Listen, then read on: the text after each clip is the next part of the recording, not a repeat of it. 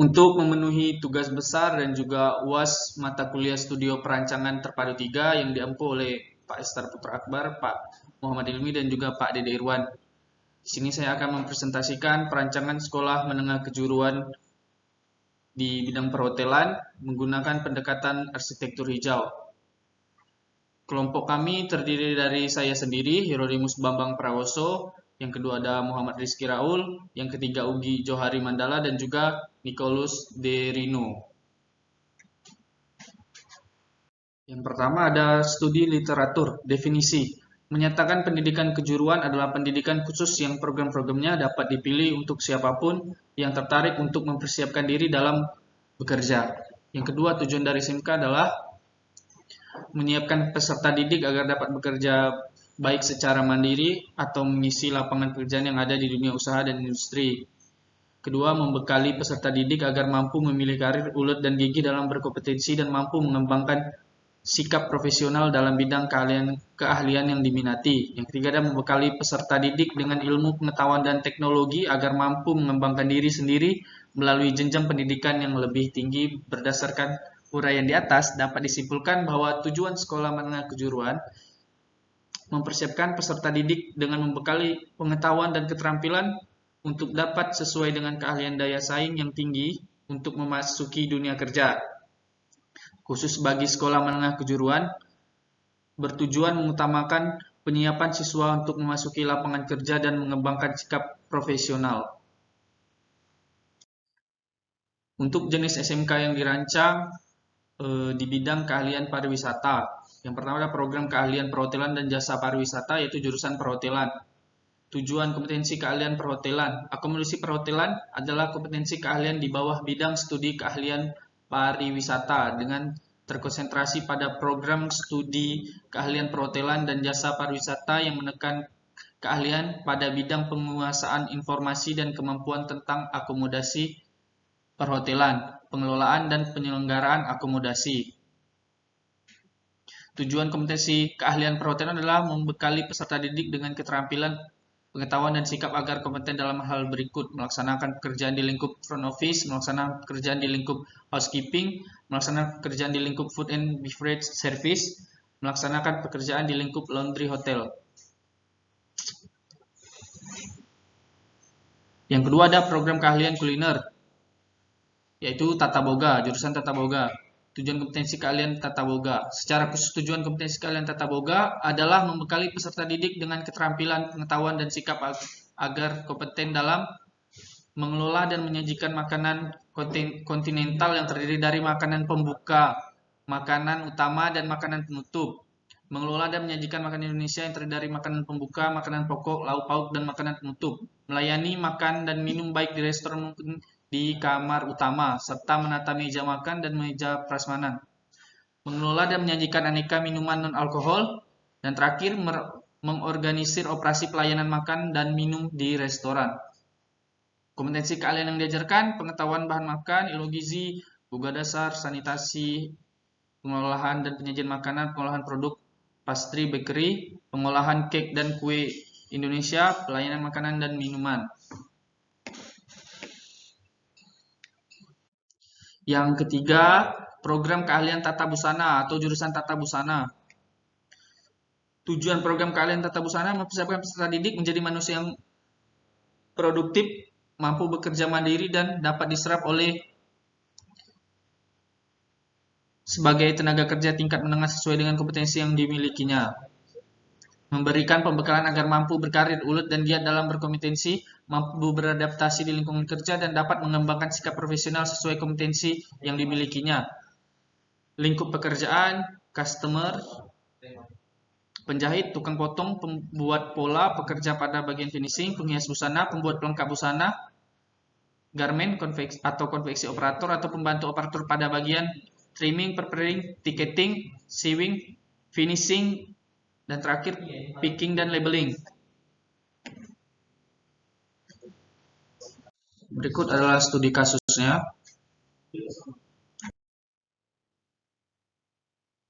Studi banding.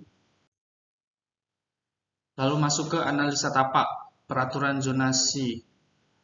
Ketentuan umum peraturan zonasi kawasan pendidikan sebagaimana dimaksud sudah diatur dan disesuaikan KLB, KDB, KDH, dan juga jumlah lantai yang boleh dibangun. Lokasi tapak berada di Jalan Ampera, berdekatan dengan STKIP Pontianak. Kesimpulan analisa tapak lintas matahari memberikan panel surya pada bangunan nantinya agar energi yang diberikan matahari dapat digunakan kembali untuk energi listrik di sekolah tersebut. Aksesibilitas meletakkan akses utama pada bagian depan tapak, yaitu Jalan Ampera. Kebisingan untuk mengurangi noise nantinya akan diberikan vegetasi tambahan serta diberikan jarak antara bangunan dan jalan serta memberikan pagar di sekeliling bangunan. Angin, massa bangunan dibuat berongga dan memainkan tinggi rendah bangunan sehingga udara yang masuk ke bangunan nantinya memiliki sirkulasi yang baik. Untuk vegetasi, memberikan vegetasi seperti pohon trembesi, cemara, mahoni, serta akan memberikan sedikit vertical garden pada area yang memiliki tingkat kebisingan tinggi serta tingkat papar sinar matahari.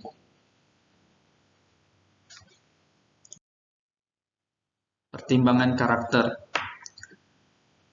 Beberapa karakter umum yang dapat ditemukan pada sekolah menengah kejuruan terdiri dari banyak ruangan, terdapat area taman dan gazebo, memiliki keamanan yang ketat, memiliki jaringan yang lancar, dilengkapi oleh sarana-prasarana yang memadai. Karakter bangunan hijau. Bangunan hijau mengarah pada struktur dan pemakaian proses yang bertanggung jawab terhadap lingkungan dan hemat sumber daya sepanjang siklus hidup bangunan tersebut, mulai dari pemilihan tempat sampai desain, konstruksi, operasi, perawatan, renovasi, dan peruntuhan. Praktik ini memperluas dan melengkapi desain bangunan klasik dalam hal ekonomi, utilitas, durabilitas, dan kenyamanan. Karakter bentuk dan perancangan. Dalam pemilihan bentuk objek rancangan, sekolah menengah kejuruan ini kekuatan struktur, dampaknya terhadap lingkungan sekitar, nilai estetika, dan kenyamanan pengguna bangunan. Penerapan bentuk. Untuk penerapan atau pengajuan bentuk terdiri dari 4 opsi yang diberikan oleh kami selaku mahasiswa, kemudian akan dipilih salah satu. Dalam penerapan struktur terdapat beberapa opsi: kolom persegi panjang, kolom lingkaran, atau bentang lebar, dan kolom yang dipilih adalah kolom persegi. Karakter warna dan material. Dalam pemilihan warna untuk bangunan sekolah menengah kejuruan SMK, di sini tim kami menyesuaikan dengan kondisi iklim di lingkungan, yaitu Kota Pontianak. Pertimbangan pemilihan warna yang kemungkinan ada di dalam desain sekolah menengah kejuruan yang kami desain adalah warna krem, warna grey atau warna abu-abu terang, dan juga warna putih. Untuk material yang dipakai adalah seperti material parket, polywood, wood plank, konkret, dan juga ACP atau aluminium composite panel. Ini adalah bubble diagramnya. Untuk lantai 1, bubble diagram lantai 2, dan juga bubble diagram lantai 3. Untuk zoning lantai 1, zoning lantai 2, dan juga zoning lantai 3. Organisasi ruang.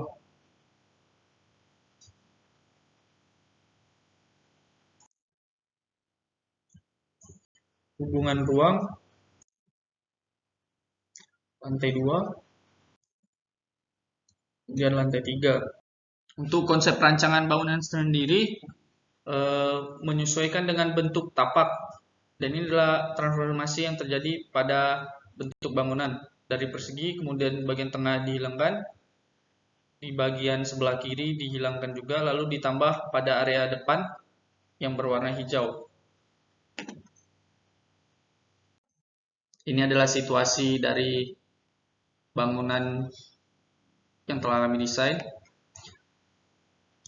Area parkir diletakkan di bagian depan, samping juga dekat musola, dan juga ada yang di belakang. Parkir guru dibuat terpisah sendiri di dekat lapangan agar mudah menuju akses ruang guru yang berada di sini. Untuk taman sendiri, di bagian depan disediakan area penjemputan yang sudah diberi area hijau dan juga tempat duduk untuk siswa atau siswi menunggu jemputan. Di bagian depan bangunan juga disediakan area untuk penjemputan, ada 2 area.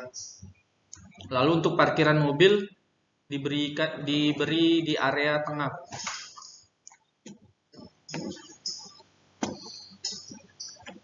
Di dalam area bangunan juga terdapat taman belakang sini,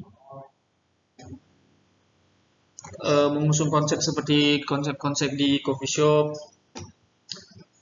Jadi terdapat kursi di sekeliling taman ini nantinya untuk dipakai siswa atau siswi duduk atau nyantai bersama teman-teman. Ini adalah site plan pada bangunan kami. Yang pertama-tama, area depan ini adalah area untuk servis seperti ruang tata usaha, ruang kepala sekolah, wakil kepala sekolah, ruang rapat, dan juga aula. Serta terdapat ruang praktik perhotelan pada lantai 3 di bagian depan. Masuk ke bagian samping kanan ini, bangunan di area sini khusus untuk ruang praktik dan juga ruang guru. Lalu untuk ruang kelas sendiri diletakkan di belakang. Dari lantai 1 sampai lantai 3. Sehingga lapangan basket atau lapangan untuk olahraga diletakkan juga di tengah-tengah ruang-ruang kelas. Untuk lapangan upacara diletakkan di tengah-tengah bangunan yang berdekatan dengan ruang guru dan juga ruang praktik. Ini adalah denah musola. Ini denah lantai 1, gedung bagian depan. Bagian kanannya yang ruang praktik lantai 1, lalu ruang kelas untuk lantai 1.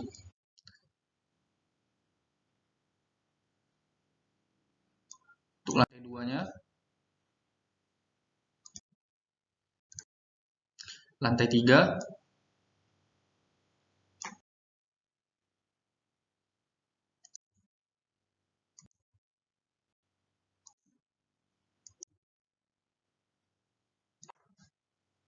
untuk lebih jelas tentang denah sudah dijelaskan oleh tim saya yaitu Nicholas Derino.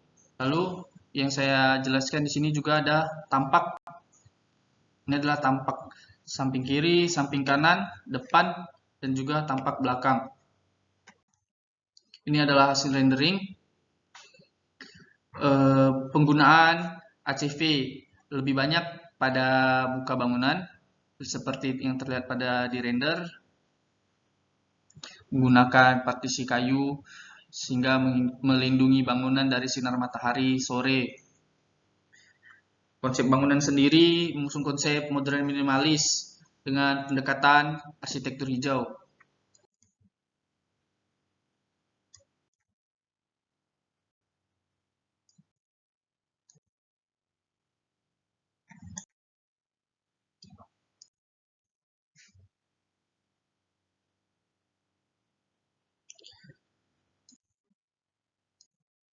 Ini adalah area taman yang tadi didesain.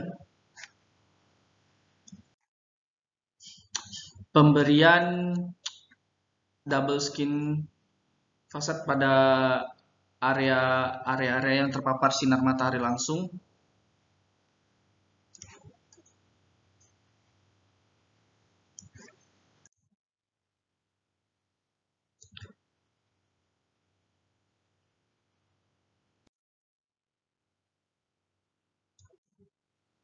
Ini adalah render interior ruang kelas.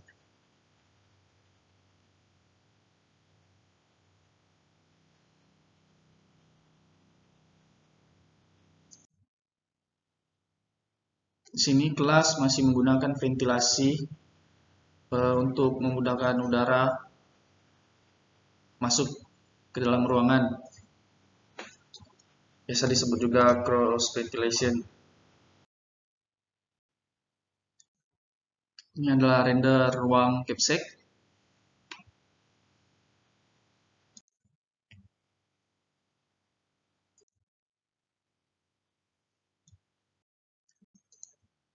Adalah video rendering.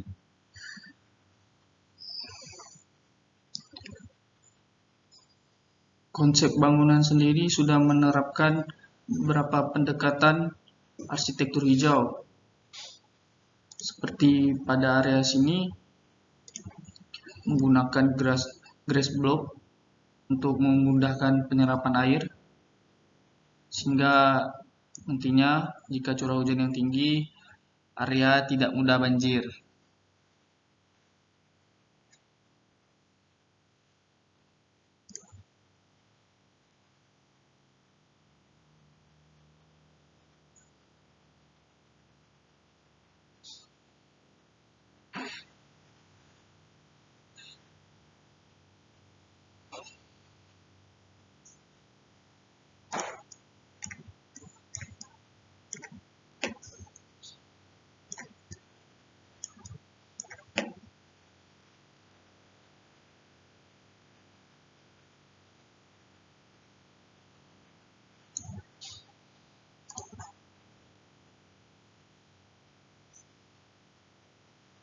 Sekian presentasi dari saya, lebih dan kurangnya saya mohon maaf.